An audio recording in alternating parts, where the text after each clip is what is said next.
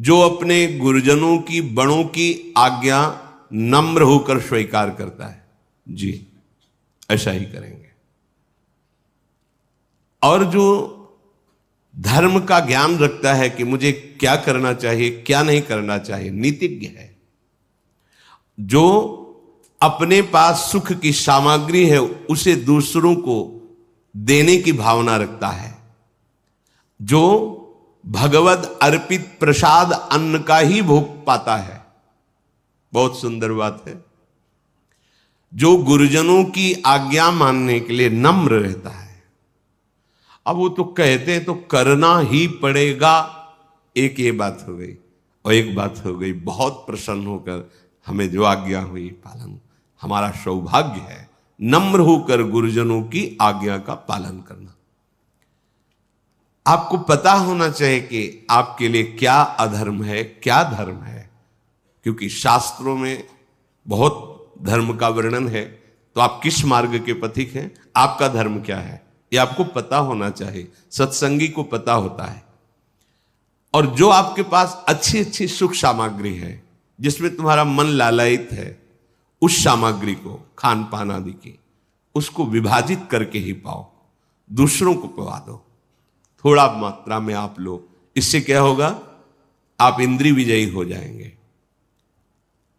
भगवत अर्पित ये नियम ले ले कि बिना प्रभु को अर्पित किए हम कुछ नहीं पाएंगे। भले आप नौकरी में, आपके हाथ में जो आया, आप एक क्षण रुकिए, आराध्य देव का स्मरण कीजिए, राधा वल्लभ लाल कीजिए, मन में ही बोल दिए प्रिया प्रीतम, हे प्रभु आपको अर्पित, कृपा हो गया, इतने से ही हो जाएगा।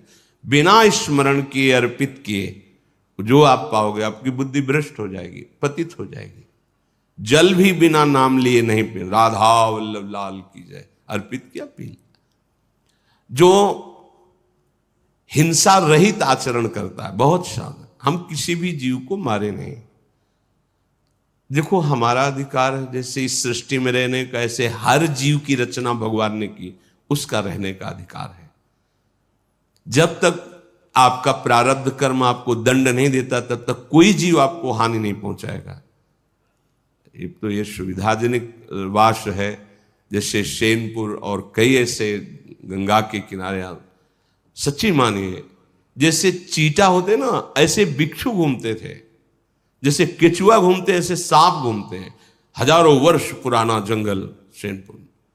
अब जिधर देखो कहीं सांप केली कर रहे, खेल रहे कोई से। अब जैसे आसन में ऐसे बैठे, सामने बिछखा पर सांप ऐसे आ जा रहे हैं। आज भी जाके देख लो, बहुत अगर कटा नहीं होगा तो बहुत बड़ा जंगल, ऐसे पुराने पुराने बरगद की, मतलब सैकड़ों हाथ में एक ही बरगद है, कितने विशाल कदम तमाल, ऐसे मन में एकदम आह्लादित रहता था। 2 रोटी, इतनी अरहर की दाल, 24 घंटे में केवल इतनी ही सुविधा थी भोजन की। जो भी संत जन रहे बस इतना है, ना कोई मीठा, ना फल, ना फूल, ना दूध, ना दोबारा रोटी, था ही नहीं। एकदम एकांत शून्य जंगल, तो बस इतना ही था, 2 मोटी रोटी और इतने अरहर। और मन हर समय आह्लादित, क्योंकि वहां कोई विषय पदार्थ नहीं, कोई विषयों का प्रवेश नहीं। कभी कोई भूले भटके गंगा स्नान, क्योंकि घाट तो था नहीं, तो कभी कोई ऐसे। पर अगर आपके प्रारब्ध, उस समय ये विचार कर, जैसे मन कहता कहीं तो होता कि अगर है तो तुम तिजोरी में बंद हो जाओ, काट लेगा, नहीं है तो ऊपर से निकल जाएगा, काटेगा नहीं। पक्का विश्वास रखो ना, तो शांत। अब जहां आंख मूंदे ध्यान कहीं ऐसे, फिर उसको समझाना पड़ता, नहीं ऐसा नहीं, धीरे धीरे काफी समय मारे, एकदम मन निश्चिंत हो जाता। कभी किसी कीड़े ने नहीं काटा, विश्वास करो। अरे सांप मार दो, क्यों मार, उसका सृष्टि में रहने का अधिकार नहीं है क्या? अरे नहीं, काल है, काल को तुम मार सकते हो क्या? नहीं, ऐसा नहीं, किसी भी जीव को नहीं, ऐसे मारना नहीं। अगर आप हिंसा रहित आचरण करते तो बहुत जल्दी आपका हृदय पवित्र हो जाएगा। कुछ लोग जानबूझ के हिंसा करते रहते हैं, ऐसा नहीं, बोले अपनी सुरक्षा के लिए तो करनी, तो सृष्टि में सबका अधिकार जीने का है, भगवान ने सबको बनाया है। हाँ, आपके घर में ऐसा कोई जीव निकल रहा है, आप उसको निकलवा दीजिए, या आप स्वयं मारना नहीं है। कोई भी जीव किसी को ऐसे नहीं काट सकता जब तक उसका प्रारब्ध नहीं, प्रारब्ध है तो बचा नहीं सकते, वो वहीं जाके काटेगा जहां नियत है, तुम चाहे जितनी व्यवस्था कर लो। अनर्थपूर्ण कार्य उपासक को कभी नहीं करने चाहिए। अनर्थपूर्ण, जिससे दूसरों को दुख पहुंचाए, जो धर्म रहित, ऐसे आचरण नहीं करें। विदुर जी महाराज कह रहे हैं जब हम बोले तो सत्य बोलने की चेष्टा, क्यों बेमतलब झूठ का पाप लेते हैं? मतलब बुद्धि काम नहीं कर रही, बेमतलब झूठ बोल। अगर किसी के प्राण बच रहे हैं, कोई बहुत बड़े लाभ की वृत्ति किसी को मिल रही है, चलो भाई, नहीं तो सत्य बोलो। क्यों आप झूठ बोल? बिल्कुल खेल खेल में ढेर सारा झूठ बोल देते हैं, क्यों बोलते हो? ये वाणी की मलिनता आपके हृदय को मलिन करती रहेगी। सत्य वचन बोलने चाहिए और स्वभाव कोमल बनाना चाहिए। ऐसा उपासक बहुत शीघ्र भगवत सिद्धि को प्राप्त कर लेता है। कुल की रक्षा का विचार करो महाराज, धृतराष्ट्र से कह रहे हैं।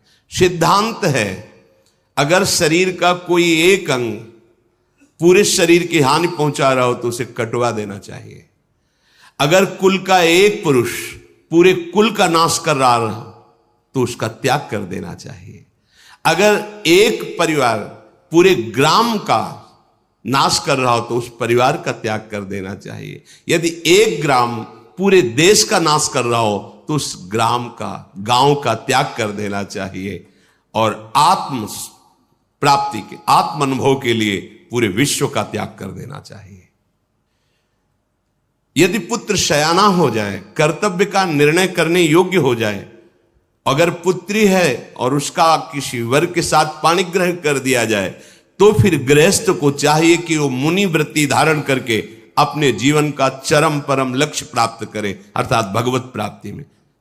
मानो धृतराष्ट्र जी से कह रहे कि तुम्हारा कर्तव्य पूर्ण हो चुका है, अब एक ही कर्तव्य है, आप धर्मयुक्त चलकर भजन कीजिए।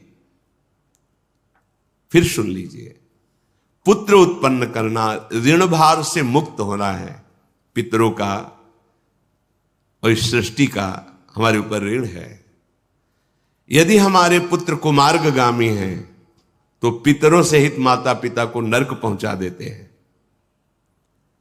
यदि पुत्र शयाना हो जाए, कर्तव्य का निर्णय करने लायक हो जाए, तो अपनी गृहस्थी का भार उसको सौंप दे, पुत्रियों का पाणिग्रहण संस्कार कर दे और स्वयं मौन व्रत धारण करके, ज्यादा उपदेशक नहीं, अपने आचरण सुधारे और भजन करके भगवत प्राप्ति करे।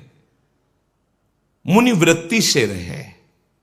मुनिवृत्ति मननशील महात्मा, हर समय भगवान के नाम रूप का चिंतन, आत्मस्वरूप का चिंतन, जो संपूर्ण प्राणियों के लिए हितकर हो, अपने लिए परम लाभदायक हो और ईश्वर अर्पण बुद्धि से किया जाए, वही कर्म सिद्धि प्रदान करता है।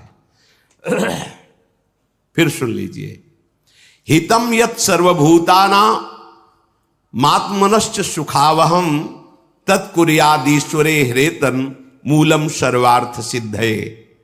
जो संपूर्ण प्राणियों के लिए हितकर हो, अपने लिए सुखद परम लाभ प्रदान करने वाला हो और भगवद अर्पण बुद्धि से किया गया हो, वो कर्म सिद्धि प्रदान करता है, अर्थात वो कर्म योग हो जाता है और उसे भगवत तत्व का बोध प्राप्त होने की क्षमता आ जाती है। जो अर्थ चाहता हो, धन, अर्थ सिद्धिम परामिच्छन धर्म मेवादिश्चरेत न ही धर्मा दपैत्यर्थ स्वर्ग लोकादि वामृतम। जो अर्थ की सिद्धि चाहता हो, धन चाहता हो, उसे पहले समझ लेना चाहिए कि धर्म का आचरण करने पर ही धन टिकता है। जैसे स्वर्ग में अमृत पान करने को मिलता है, ऐसे